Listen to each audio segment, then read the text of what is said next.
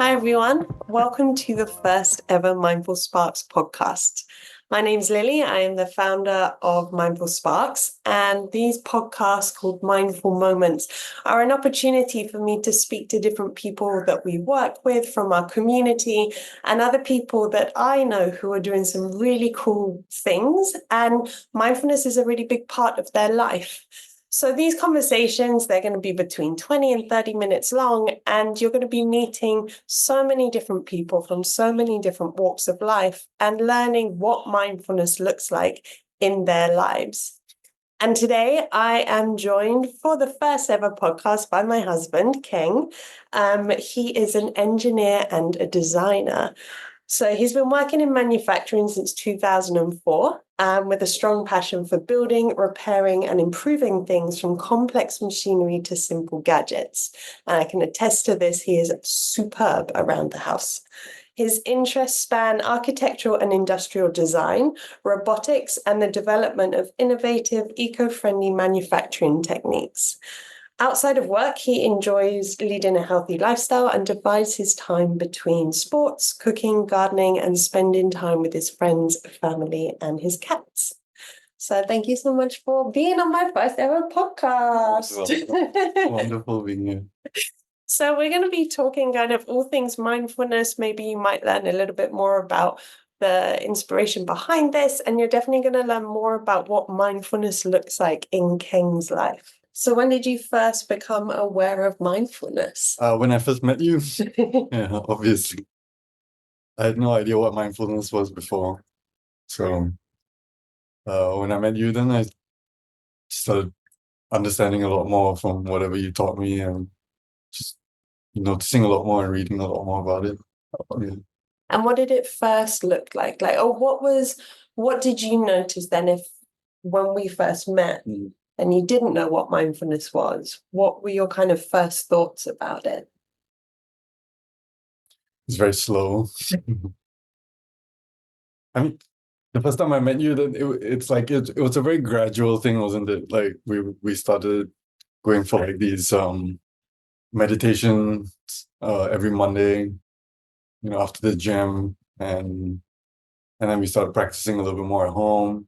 Then we do like a little bit more yin yoga, and then use that meditation practice that I was going to with you, and then use that in our movement, especially doing yoga.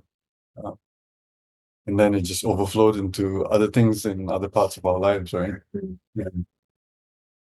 And now that you've been practicing mindfulness for a while, has it changed the way that you practice mindfulness? Yeah, it does. It has a lot. I mean, so many things have changed. There's just even like so many things have been changing at the same time, like improving health, improving our diet, like improving sleep, the time that I go to bed too. So I think the times that I would practice mindfulness now would have a pretty scheduled in the mornings and in the evenings. But also that awareness has been cultivated so I can actually do it more now at work, like in between, like during breaks. Just taking a moment, right? Like taking a step back, taking a breath, or reassessing a situation, or asking myself like why I feel this way, or what I want to do next, whether I should actually make any decisions now instead of or wait for a better time, those kind of things. But when it comes to like actual like mindfulness practices, I think the really important ones are usually in the mornings and in the evenings, where we wake up, we either read or we do some meditation, or we'll go do some gardening, or be outside and move just for a walk, have a chat. At night, read. Yeah. Yeah, I think it's one thing you said I think is really important. It is, I would say, if I compared like our relationship to when we started and compared it now, it's definitely slower. I think slow is a really accurate word. to describe how everything is. And it's not that like, you know, because we're getting older and we're going slower. It is things don't seem to, there isn't that urgency anymore of like, I have to get all the things done now. It's like, what's going to be beneficial to get done now? Where should I be putting my energy? What's more urgent? Can I use my time in a more efficient way? Yeah. Would you agree? Yeah, I think so too. Yeah. Yeah, we're not like rushing. I mean, obviously things are a little bit more planned out because we do have routine. But I think there's also like that other aspect of like knowing how to not overplan or knowing not to cram too much in and moving at 1,000,000 miles an hour, right? Mm. Yeah. And do you notice that, like I've definitely noticed that since we've been slowing down, we've been a lot more, what's the word I'm looking for, like intentional with the way that we use our time. Have you noticed, say in the context of work, because obviously you work Kheng works at the gym as well as at the factory, so there's always a lot of moving parts, there's a lot of people, there is a lot more urgency in those kind of situations because of deadlines and time limitations, etc. Have you noticed how other people kind of deal with that stress and time pressure? And would you say that they're managing it in a similar way to you, or it's different? Yeah, some different, some the same, I think. But I don't think people really even realize like what they're doing, you know. I think the routine would be normally to just take some time out, you know, during breaks or whatever to spend on their own. Others are just rushing to complete like everything that they can do during the day and just complete the work, you know, so that they can just leave and go home and do whatever they want to do. So I guess these are the two opposite sides. I really relish like, you know, those times. Like so flitting in and out, especially if I'm going to both places in the same day. Like I really do make an effort to have like some time between to like, you know, I relish that time in between traveling and focusing on either myself or just breathing, you know, not being entangled too much. And that gives me a little bit of a break, you know, instead of like moving at 1,000 miles an hour throughout the whole day. And then at the end of the day, you just crash. It's not sustainable, you know. Even just taking like that 45-minute travel time prior to this, like what I would do if I wasn't so sleep deprived. Yeah, usually I'd either be sleeping in a taxi or I'd be on my phone. No breaks, you know, just constantly communicating with people. Uh, Instead of just taking like, you know, that time to that half an hour to just, you know, switch off for a little while, notice the things around me. Yeah, and try and relax, come back to baseline.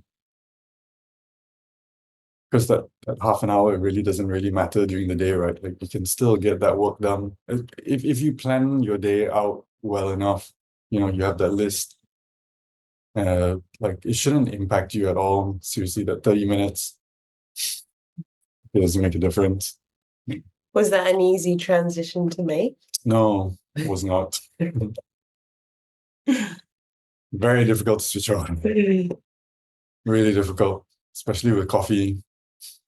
That's the other thing as well that I've cut down. You know, it just keeps me going at like 2,000 miles an hour instead of 1,000 miles an hour that I'm going at. Yeah, slowing down is so important. And you spoke about coming back to baseline. I know what that means because we've talked about it, but can you expand on that for maybe people that don't know or haven't heard that term before? It's like coming back to your it's like coming back to yourself, like being able to notice like your breath and being able to collect yourself and be present, you know, and not like being engaged inside your head. like with something else, like other thoughts or having to do something, you're just present. So you will come back to baseline if you have the opportunity during, like, say, commutes. Yeah. And when else do you kind of intentionally practice that? I take very regular, I try as hard as possible to take very regular breaks. There'll be like very set intervals during the day where, my tasks, like I try, it's computed. Me being an engineer, everything's computed. So it's gonna be like I'm very task oriented, but like the tasks, like I know how long, or I estimate how long the tasks take, and in between these tasks, like I try and stop, take a breath, do something, like or when you feel like that pulsation behind your eye telling you like your stress levels are getting that high, then okay, it's time to take a break. It's hard, like at the beginning, of course, to like recognize these things or recognize these small little signs. But I guess that's really what mindfulness is all about, right? You recognize like these small little things because you're always telling yourself to like come back, be present,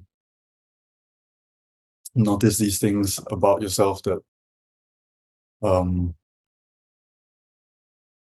what's the word I'm looking for?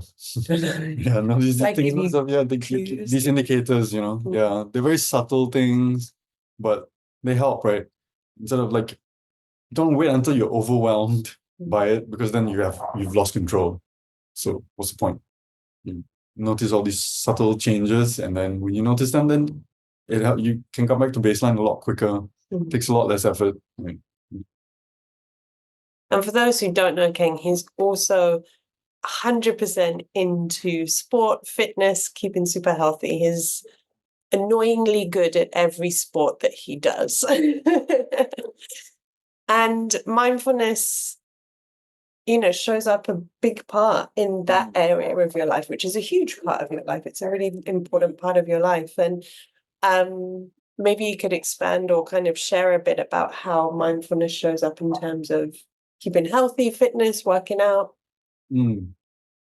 That's a very interesting thing, right? Because prior to this, it was always about like doing the best that you can, in every sport, more or less. Actually, my life has always been in every endeavor, like do your best, give your all, even if it means breaking, but you try. But now with mindfulness, like it's more like, now that I'm older, I guess, it's also being like conscious of like, what your body is able to achieve. Like I'm not a professional athlete. I can't break myself every time I go and play. I can't give like 110% or 100% all the time. Like I won't survive during the week, especially if I'd like to, try and work out every week and have the routine that we want to have. It's more to stay as fit as possible within that short time window that we have to exercise during the day. It could be like twice a day, it could be only once a day. Sometimes we don't even have the time, right? But we try and make it a routine, like every day if we can. And it's not really sustainable to be like going at 100% the whole time,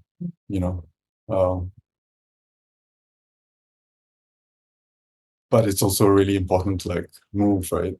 Because that's also one of the key concepts of health and mental health, right?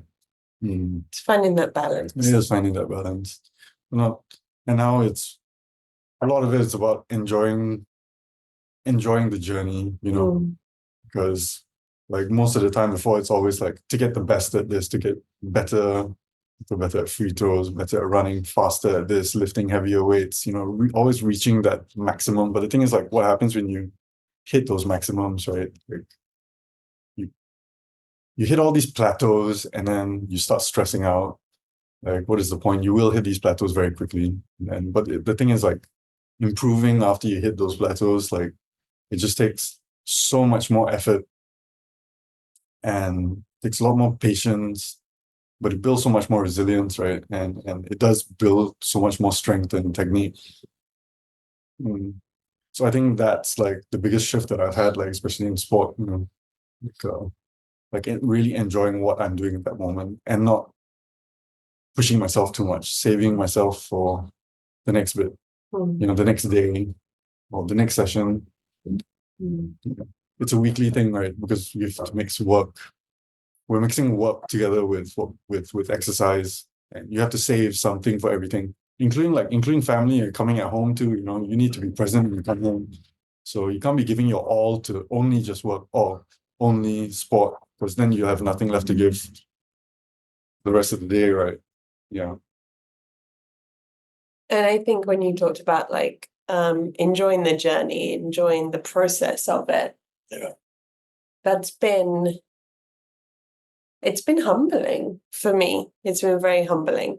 But also when you are able to shift that mindset of just like, instead of just being like, I want to be the fastest, I want to be the strongest, I want to be the best, it's so amazing what my body can do.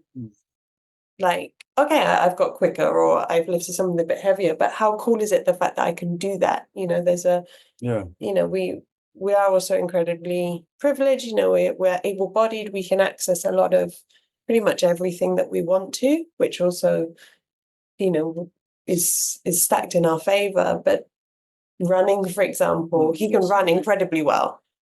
I could move to run, but I had no idea how to run. And but you started swimming unbelievably well in a very short time.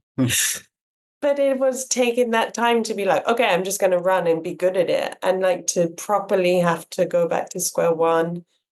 And even now, like we've done a few half marathons, we've done trail runs. Still, every time we start a new training cycle, going back to square one, starting again. And okay, every time we go back, we're a little bit further up that kind of journey, along the journey rather. But yeah, it's humbling, and but it's also so rewarding. Like, I mean, the celebrations we have are pretty much every time we work out. And I know that sounds ridiculous, but just being able, but not like, oh, I was the first or lifted the heaviest, but the fact it was like, I managed to keep my same rep scheme for the whole workout, or I did that whole run nasal breathing, or, I did that run 20 seconds quicker than I did before. Like there's always a measure of progress that isn't about the end result, but about the progress that you're making, which I find really... Oh yeah, absolutely. It doesn't mean to slowing down and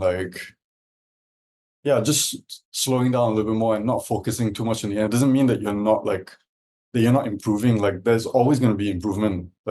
I think, but the shift in mindset should be like, whatever, even if the improvement is small, it's still improvement, right?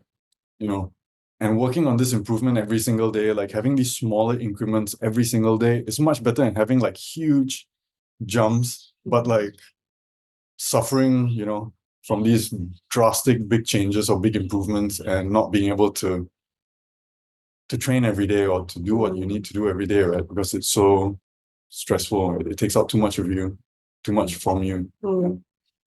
And having that mentality as well, excuse me, also helps when you have those setbacks, when you have days when you can't train, or you're busy, you're sick, life happens, and you can't get in that routine. It's a lot easier to find peace with that instead of kind of fighting like, oh, I didn't do that today, therefore I haven't had a successful day, if you want to call it that. You can still see the bigger picture. And I would say those skills, that mindset, it crosses over into all aspects of work, all aspects of life. Like for work, it was always like, when I was teaching full time, I need to get all of these things done today. Then I would have had a successful day teaching, on top of actually teaching, on top of my duty, on top of everything else. But when I began to shift that mindset of being like, right, let's look at the bigger picture, and let's look at the kids over the whole academic year. Let's look at me over the whole academic year and focus more on the journey. It definitely helped. It helped be more present with my kids and more present with me. Yeah. Yeah, instead of you coming back home so stressed out. So stressed out and so tired. Yeah, it's very true. Yeah, it's true. We make the choice, right? And I think like we need to be a little bit more compassionate with ourselves, like making that choice. The reason we make these choices because of like this, of course they're like the what do you call it? Sorry, let me restart. We make these choices because we want to better ourselves, or we'd like to like achieve something throughout the day. It's also for our health too, like we get this innate feeling as well inside us that is telling us, like this inner voice that is telling us like, okay, maybe either you need to stop or you can go there a little bit more. Yeah. So listening to that inner voice, I think that's really important too. And being happy with yourself for making these decisions, right? Of course, like you're going to feel upset for not being able to like either go and train if you're sick, right? Yeah, but why put that unnecessary stress on yourself, If you can't do it or you've made that decision not to do it, then just be happy with it, right? Learning to be happy with it too. Finding peace with it. Has practicing mindfulness helped you, like, have you noticed how, say, for example, if there's a challenging situation at work or in your personal life, has having this awareness of being more mindful helped you manage those challenges differently? Yeah. Oh, absolutely. Like, you know what, that especially when it comes to like conversations, like the difficult conversations, taking those pauses in between, not letting yourself like erupt during the conversations. And you know what, the hardest as well is like learning to listen, taking that time out and listening and not jumping too much to conclusions, and also really trying to understand what the other person is trying to say. I think that's key to solution. Yeah. It's just those pauses, slowing things down, not letting the adrenaline like just come out. So we're always going to be faced with like these very challenging situations and challenging conversations. And I guess like the older you get, right, the conversations never get easier. They just always get more and more difficult, get more emotional. Why not be able to use that innate wisdom that you've learned, or you've been able to nourish, throughout your life. Like you can definitely use it better, like thinking before you speak. Very true. Very true. And with that comes a lot of patience as well. Yeah, correct. None of this happens overnight. No. It's a long time. There's a lot of trial and error. Yeah. We've all experienced that. Yeah. But that's the thing, right? It's an experience, and it's that's why they call it the practice, right? Because you keep practicing, like you just get better at it. It gets easier. Yeah, it does get easier. That's the beauty about it, right? With everything that you do, like as long as you practice it, no matter how small, and you just practice and it just gets better. You get better at it every single day. So they take those moments to be still, to be quiet, to check in with yourself and to listen. I think they would be the valuable takeaways from this conversation. And yeah, just know that it is a journey. It is something that some days will be a lot easier and other days it will seem unobtainable, but we're looking at the bigger picture for sure.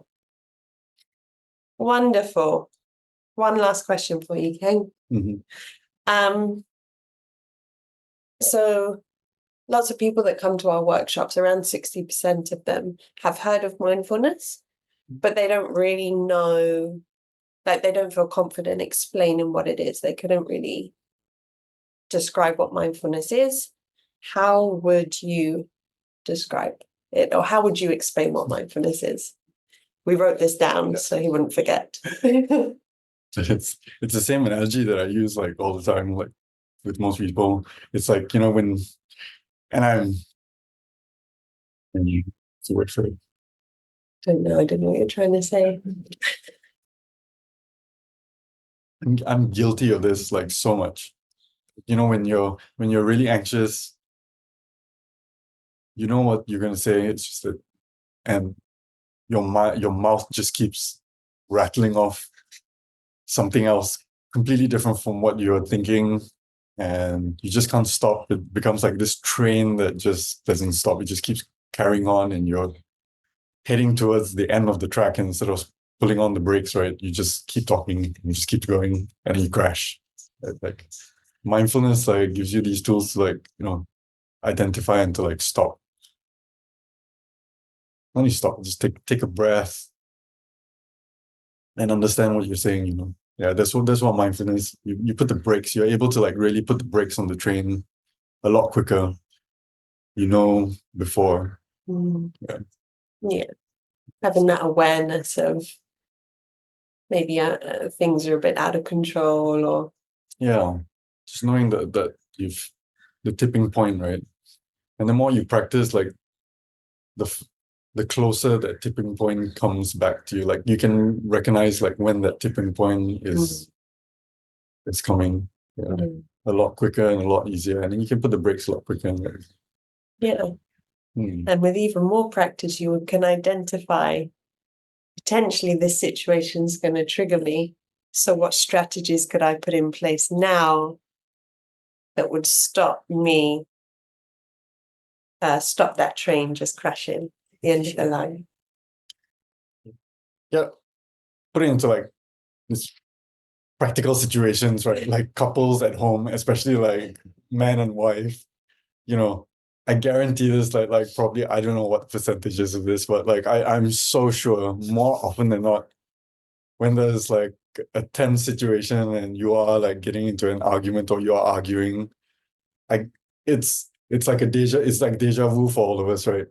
You know that there's this situation that is coming, and you know the outcome of the situation. You can literally see it while your mouth is moving. You can see this whole situation panning out right before your very eyes.